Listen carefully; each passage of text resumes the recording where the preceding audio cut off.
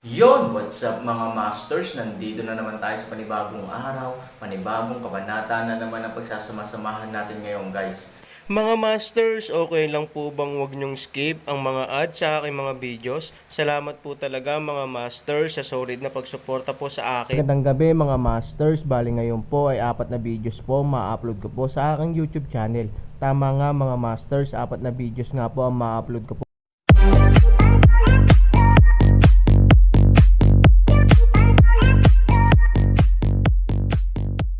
Bali mga masters, kung bago ka pa lang po sa aking YouTube channel, please click the subscribe button, lalong-lalo na po yung notification bell guys, para maging connected pa rin tayo sa isa't isa at maging updated kayo sa mga susunod ko pang video. Bali mga masters, bago natin umpisahan ng kwento ay mag-shoutout po muna tayo para sa mga solid nating tagapakinig. Shoutout kay Danino Wamar at shoutout kay DM3XT. Yun na nga mga masters, no? Bali hindi na ito patagalin. In 3, 2, 1, let's go!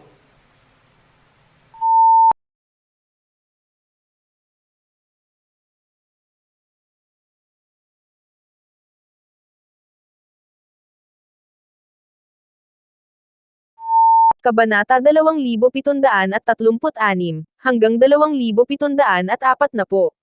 Upang hindi magalit si Yao Yuhai, maaari lamang magpanggap si Yao Hanxing na masunurin, ngunit sa kanyang dominanteng karakter, halatang imposible para sa kanya na seryosohin ang Aaron. Pagkatapos umalis sa pag-aaral, nakipag-appointment si Yao Hanxing sa ilang kapatid para malasing ngayong gabi. Kasabay nito, sinabi rin ni Yao Hanxing sa kanyang kapatid na magsasama siya ng isang kaibigan sa arena ngayong gabi. Ipinahiwatig din niya na may masamang relasyon siya sa kaibigang ito, para makapag-isip ang mga kapatid na iyon ng paraan para pagtawanan ang Aaron. Para sa kahilingan ni Yao Hanxing, natural na pumayag ang mga taong iyon. Para sa mayamang ikalawang henerasyon na parang mga ibon ng balahibo, hindi sila makakapaglaro ng walang madaling paraan para maalis sila. Sa wakas, nang sumapit ang gabi, binuksan ni Yao Hanxing ang sarili niyang McLaren at umalis patungo sa Mullins. Ang Mullins ay isang napakasikat na nightclub sa Yanjing. Ito ay kabilang sa nangungunang tatlong sa Yanjing. Anuman ang musika o ilaw, kabilang ito sa napakataas na antas sa Yanjing nightclub. Higit pa rito, ang boss ng Mullins ay isang taong alam na alam ang kultura ng nightclub. Ang mga magagandang babae na nahanap niya mula sa iba't ibang channel ay naging pinakamagandang tanawin ng Mullins, ito rin ang dahilan kung bakit maraming mayamang pangalawang henerasyon ang dumagsa dito. Pagkatapos sumakay sa bus, tiningnan ni Yao Hanxing ang Aaron gamit ang kanyang ekstrang ilaw at bahagyang nanunuya, nakasakay ka na ba dati ng ganoon kagandang bus? Bukod sa pagsundo ng mga babae, may magandang karanasan ba sa pagsakay ang kotse na ito? Aaron response way. Ngumuso si Yao Hanxing, ang taong ito ay hindi dapat nakasakay sa isang sports car, ngunit inilagay pa niya ito sa harap niya. Kahit na masama ang sumakay sa isang sports car, ito ay isang magic na sandata upang kunin ang mga babae. Sinong babae ang hindi maiinitan kapag nakaupo sa harapang pasahero ng isang sports car? Gayunpaman, ang Aaron ay isang maliit na bata pa rin sa paningin ni Yao Hanxing, kaya natural na hindi niya naiintindihan ang mga ito. Paglaki mo, malalaman mo ang kahulugan ng sports cars.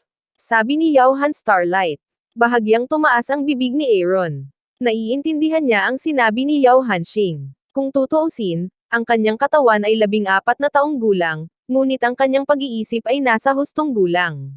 Kaya lang, ibang-iba ang kanyang pag-iisip ng may sapat na gulang sa iba. Kahit na ito ang pangalawang 14 na taong gulang, si Aaron ay mayroon pa ring si Su Yingxia sa kanyang puso. Ang patunayan ng kagandahan ng isang tao sa isang bagay na wala sa katawan ng isang tao ay walang iba kundi ang pagnanais ng pag-aaksaya para sa pagpapahayag. Sumagot si Aaron. Si Yao Han ay nagngangalit sa oras. Hindi ba't basura ang pinag-uusapan ng Aaron? Anak, huwag kang masyadong mayabang. Ang mundo ng mga matatanda ay hindi mo naiintindihan. Sabi ni Yao Hanxing, kinakagat ang kanyang mga ngipin sa likod. Dahil hindi ko maintindihan, huwag ka na lang magsalita ng kalokohan, go lang, sabi ni Aaron. Yao Hanxing paasahig ng langis, engine burst out ng isang marahas na dagandong, kung itenggal hayop pang kalahatan. Ang katawan ng kotse kaagad tumakbo out, malakas na push pabalik pakiramdam, hayaan Aaron unconsciously ituwid ang baywang. Ang biglaang pagbilis na ito ay kadalasang nagbibigay ng takot sa mga tao, at gustong takutin ni Yao Hanxing ang Aaron. Ngunit nang makita niya ang kalmadong mukha ni Han Sanyi kay Yugwang, nadismaya siya. Walang takot ang lalaking ito. Hindi siya dapat. Paano siya magiging kwalipikadong sumakay sa isang sports car na ang kanyang katayuan sa pamilyang Han? Huwag intindihin si Yao Hanxing, ayoko lang. Hindi nagtagal, nakarating na sila sa Molensi at diretsyong ipinaroda ang kanilang sasakyan sa pintuan. Isang espesyal na tao ang tumulong kay Yao Hanxing na ilipat ang kanyang sasakyan sa parking space. Ito ay isang espesyal na VIP treatment. Makikita na ang taunang pagkonsumo ni Yao Hanxing sa Molensi ay tiyak na hindi mababa.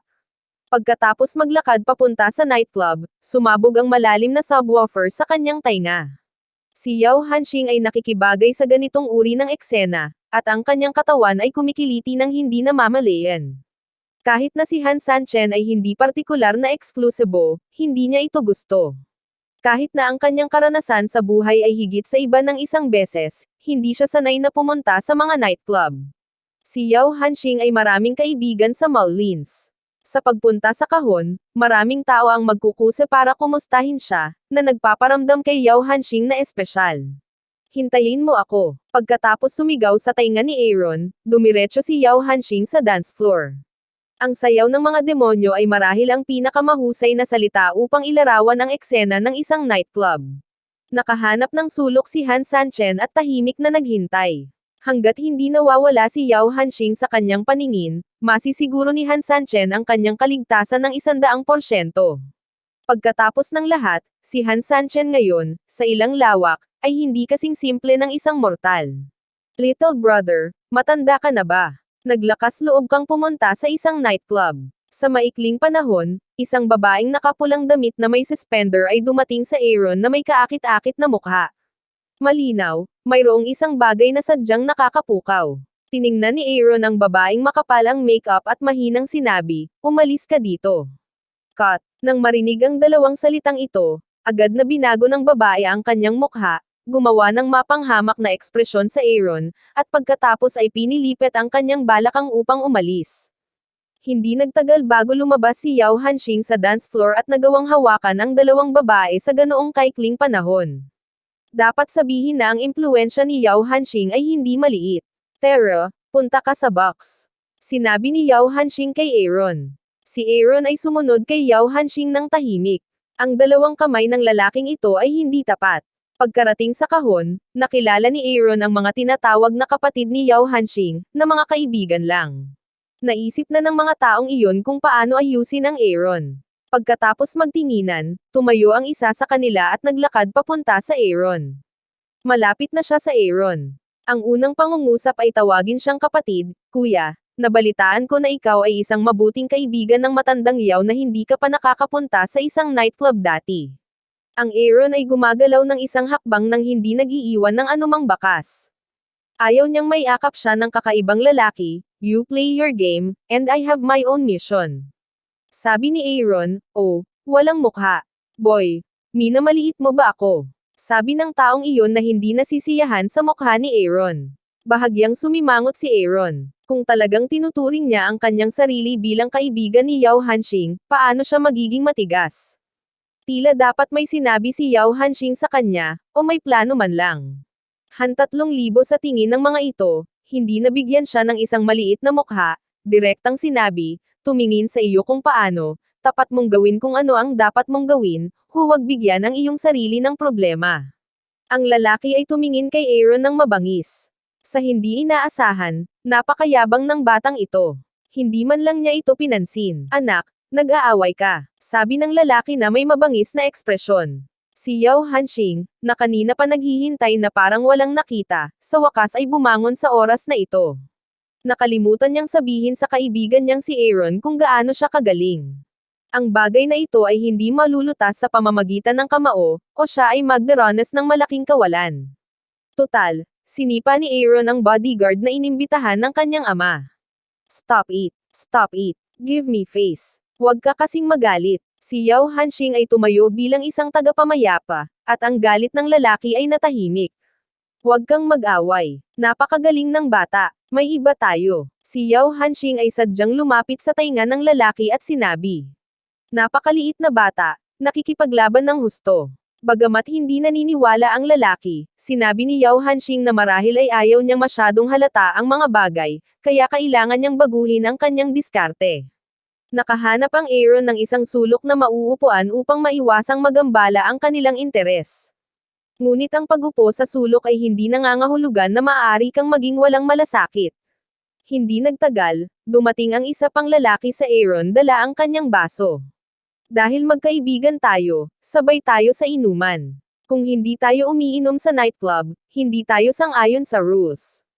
Sabi nung lalaki, direktang iwinagayway ni Han Sanchen ang kanyang kamay. Ang pag-inom ay hindi kailanman naging libangan niya, at ang kabilang partido ay halatang naghahanap ng gulo, kaya hindi na nag-abala si Han Sanchen na harapin ito.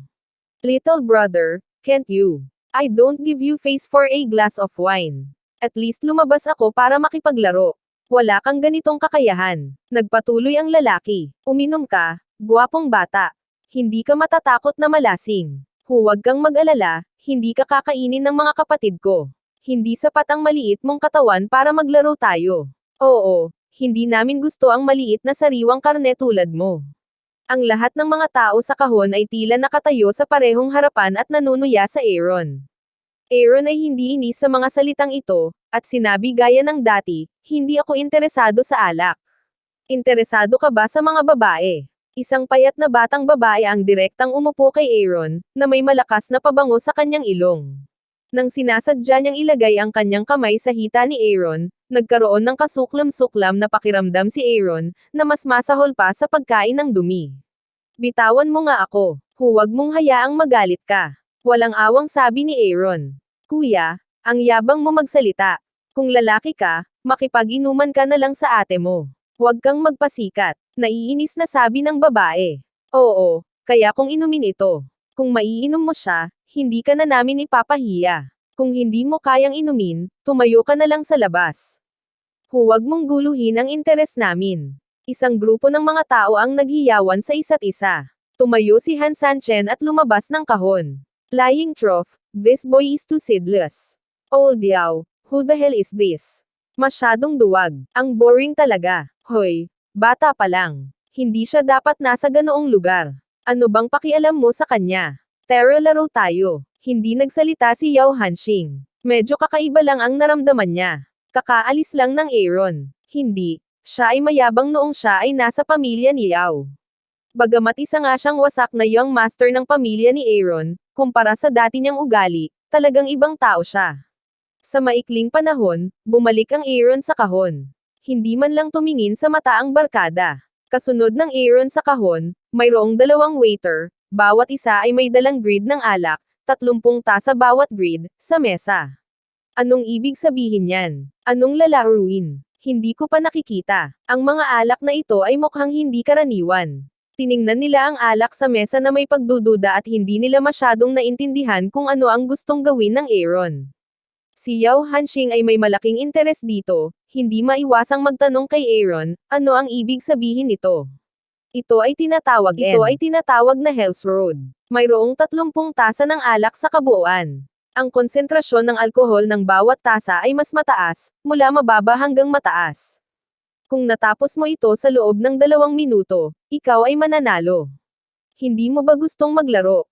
Sino maglalaro? Tanong ni Aaron. Hinahayaan ng pangungusap na ito ang ilang kababaihan na magkaroon ng bagong pagtingin sa Aaron. Naisip ng taong ito na iniwan ang kahon gamit ang kanyang buntot, hindi inaasahan na maglaro siya ng ganoong laro. Ang Hell Road, ang bagong paraan ng paglalaro na ito, ay hindi pa ito narinig. Itong maliit na lalaki, medyo may galit. Pero 30 cups lang, hindi naman big deal. Hindi ko alam ang konsentrasyon ng huling tasa. Isang babae, sinusubukang kunin ang huling baso ng alak, inilabas ang kanyang dila para matikman, at naramdaman na ang kanyang dila ay nagsimulang manhid. Ano ba? Sobrang maanghang at maanghang. It's Polish distilled vodka. It's 96% alcohol. Mamanhid ka sa isang higop lang. Paliwanag ni Aaron. 96. Nakahiga na labangan, ito ay maaaring mas mataas kaysa sa pangkalahatang pagdidisimpekta ng alak. Ito ba ay isang bagay na maaaring inumin ng mga tao? Ang bawat isa ay nagpakita ng kanilang pagkagulat. Ang pag-inom ay upang mahanap ang kasiyahan ng pagkalumpo ng alak, hindi upang paglaruan ang buhay. Ang konsentrasyon ng alkohol sa 76 na ay masama, ngunit ito ay papatay ng mga tao. Nagbibiro ka ba? Ano ang pagkakaiba nito sa alkohol? Sabi ng unang lalaking nagpahiya kay Aaron, ayaw mo bang maglaro? Ngayon hindi na ako maglakas loob. Sabi ni Aaron smile. Ang mga kabataan ay pinakatakot sa pagiging nasa itaas, at ang pinakamadaling paraan para sila ay nasa itaas ay ang mawalan ng mukha sa harap ng mga babae. Napakaraming babae sa kahon. Kung tatanggapin mo ang payo, mawawalan ka ng mukha. Kinagat ng lalaki ang kanyang mga ngipin at sinabing, anak, na nagsasabing hindi ako maglakas loob na maglaro, ngunit sabihin muna ng mabuti, kung maglaro ka sa buhay, wala itong kinalaman sa akin. Ang Aaron ay walang masyadong sinabing kalokohan. Kumuha siya ng isang baso ng alak at ininom iyon. Nang makita ito ng lalaki ay sumunod na mabuti. Ang kapaligiran sa kahon ay biglang nagbago, at lahat ay tumingin sa kanila na kinakabahan. Ang aksyon ng Aaron ay dumadaloy. Sa tuwing umiinom siya ng isang baso ng alak, mabilis niyang kukunin ang pangalawa. Walang buffer time sa lahat. Sa kabilang banda, ang kanyang pagganap ay partikular na hindi komportable, ngunit sa ikalimang tasa, ang kanyang tiyan ay tila nagliyab ng apoy, kaya lalo siyang hindi komportable, nakayukong labangan, ang batang ito ay talagang mabangis. Hindi siya maaaring pinakulo ang tubig. Paano ito may mga taong naglagay ng ganoong hula? Natural, may mga pumunta para malaman ito. Dinampot nila ang basong inumin ni Aaron, pinunasan ito ng kanilang mga daliri at ipinasok sa kanilang bibig. Nang makaramdam siya ng malakas na pagpapasigla, itinanggi niya na si Aaron ay umiinom ng pinakuloang tubig. Hindi ko ito makitang napakabangis ng taong ito, Aaron Tasa. Direktang hinayaan ang mga tao na makakita ng mga hanggal na matahan 3,000 Yao Hanxing, hindi rin maiwasang tumingin kay Aaron. Yun na nga mga masters, no? Bali panibagong kabanata na naman yung natapos natin ngayong gabi. Muli, maraming salamat po talaga sa walang sawang suporta po sa aking YouTube channel na talagang inaabangan nyo po ang bawat upload ko po. Bali mga masters, magkita-kita ulit po tayo bukas ng gabi at ngayon po ay magpapaalam po muna tayo. Bali mga masters, bye-bye!